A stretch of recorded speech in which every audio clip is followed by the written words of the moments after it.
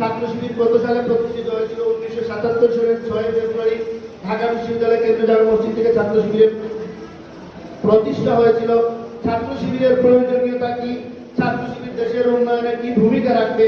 আমরা এই উত্তরগুলা দিব ইনশাআল্লাহ, আপনাদেরকে আমার বক্তব্যের মাধ্যমে দিব। আর আরেকজন ভাই প্রশ্ন করেছেন, ছাত্র শিবিরে কি অন্যান্য ধর্মাবলম্বীদের স্থান আছে কিনা, না শুধু মুসলিম ধর্মাবলম্বীদের স্থান আছে?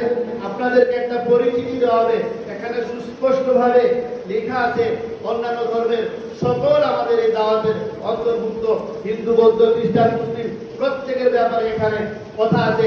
আমরা সারা দেশে এই 5ই আগস্টের পরে সারা দেশে যখন হিন্দু ধর্মাবলম্বীদের মন্দির আক্রমণের যে গুজব ছড়ানো হয়েছিল, ভারতের পত্রিকায় যে গুজব ছড়ানো হয়েছিল, তার বিপরীতে ছাত্র শিবিরের নেতাকর্মীরা সারা দেশে হিন্দুদের মন্দির পাহারা দিয়েছে। আমাদের যে সকল থানা থেকে ছাত্র শিবিরকে সবচেয়ে বেশি নির্যাতন করা হয়েছে, ছাত্র শিবিরকে গুলি করে ক্রসফায়ার দিয়ে এবং বছরের পর বছর কারান্তরীণ করে ছাত্র শিবিরের নেতাকর্মীদেরকে জুলুম নির্যাতন যে সকল থানার ওসিরা করেছেন, পুলিশেরা করেছেন, আমরা তাদেরকে সারা বাংলাদেশে পাহারা দিয়েছি, তাদের নিরাপত্তা দিয়েছি। 5ই আগস্টের পরে যখন তারা নিরাপত্তাহীনতার ভুগে ছাত্র শিবিরকে ডেকেছিল, আমরা তখন সেই পুলিশ সদস্যদেরও নিরাপত্তা দিয়েছি, আমরা মন্দির পাহারা দিয়েছি, আমরা বৌদ্ধদের যে প্রতিষ্ঠান, তাদের ধর্মাবলম্বীদের প্রতিষ্ঠান আমরা পাহারা দিয়েছি, খ্রিস্টিয়ানদের গুলো পাহারা দিয়েছি সারা বাংলাদেশে।